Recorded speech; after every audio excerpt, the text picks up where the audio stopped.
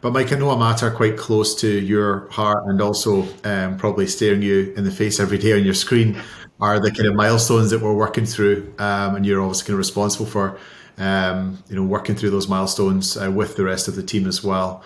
Do you want to talk a little bit about like the more kind of prominent milestones that we've managed to check off this year? Yeah, sure. It's been a massive year for us, I think, as far as product deliveries go and features and things. And I'm kind of amazed when I look back at what we've accomplished this year. It's been a busy year, and I'm really proud of the team for what we've been able to do and what we've done for our customers and our partners in doing it. So I think the first one I have to mention is we launched certs, which is our no-code solution for issuing and verifying credentials. And I think that wasn't even something that was really on our radar, I think, at the start of the year, but we realized very quickly it was something we needed and something that people wanted. And this, we built it, and I think it's been fantastic. It's helped drive a lot of engagement for us and bring people into us and it helps make it real what we have. I think having the APIs and thing are fantastic, but it's easier when you can show us something and walk someone through the flow and sort of say, hey, this is what we're talking about, and this is how you might use it.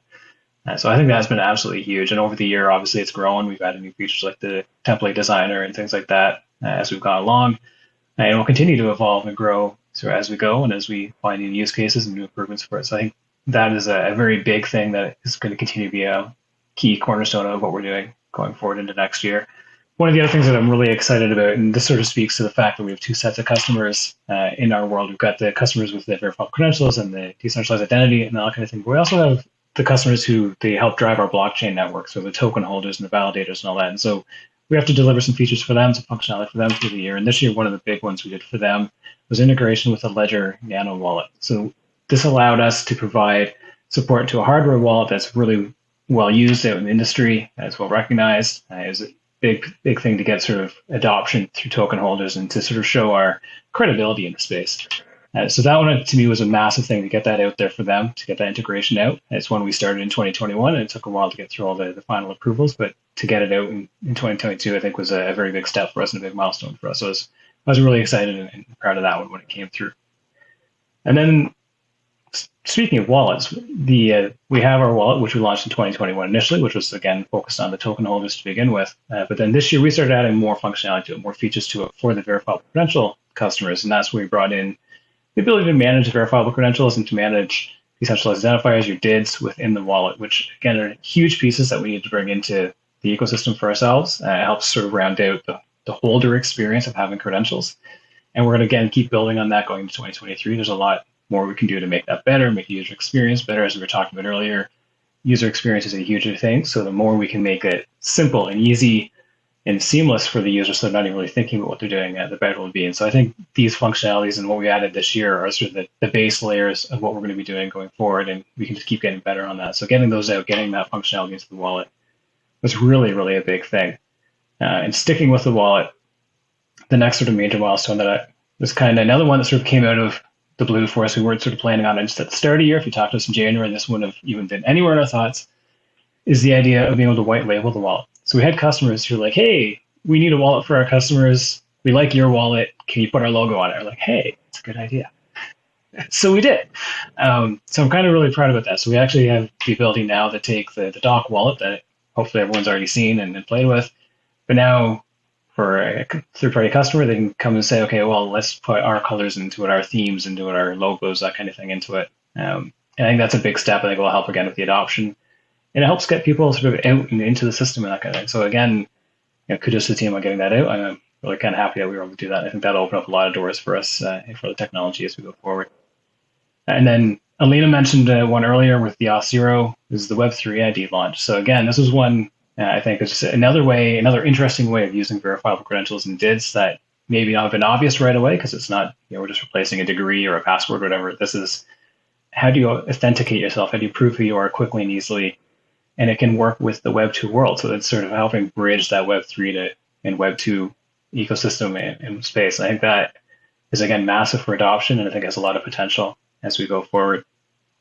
So I think that one, again, was a big thing. And obviously the Auth0 partnership with that, again, just sort of supercharged that as a really cool thing.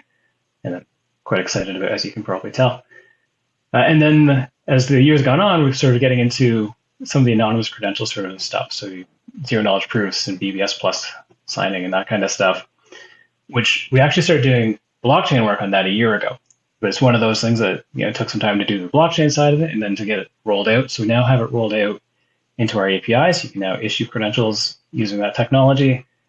We're putting it into the wallet, which is going to be released in the next couple of weeks. And it just sort of is that next big step of verifiable credentials. Anyone you talk to is like, hey, do you have zero knowledge proofs? Do you have anonymous credentials? That kind of thing. So I think getting that into the ecosystem, getting it pulled through our application set is a major piece. So I'm really, really proud of how we've gotten there and where we're going with that. And there's other things I can go into detail, but I think I'll stop there. But yeah, we've had a busy year, and I think it's been an exciting year, and I'm quite happy with where we are. Yeah, thanks, Mike. And I think a big thing, like as you're talking about the white label wallet, like at the start of the year, it felt like we were defining as a team the milestones very much so, which, as we all know, is a tricky thing to do because you're trying to second guess what partners in the future will want, and you really don't know. So you're kind of torturing yourself over quite difficult decisions where you can never have enough information. And so it's so much easier when you start working with partners who say, I want this, I want that. And they can specify it for you. And then we can say, okay, we can go and build that. So I think one thing that became more apparent to me as we went through the year is as the partnerships grew and the number of companies and orgs that we're working with grew, they were able to tell us what they wanted. It made our planning lives like a million times easier. And we still had the implementation challenges, but we knew that we were building stuff that was going to be used. So that was certainly a comfort as we went through the year. No, 100%. And I think that's just going to keep getting better. I think getting those user feedback loops, and we're getting them more frequently now, as you say, the partnerships and the customers grow. And it helps so much, and it helps clarify where we're going and helps us prioritize. Sometimes we've had some things that aren't already out that people are like, no, or it just doesn't come up. So but I think that's one of the great things is we can adjust and we can learn, and definitely that feedback cycle is huge.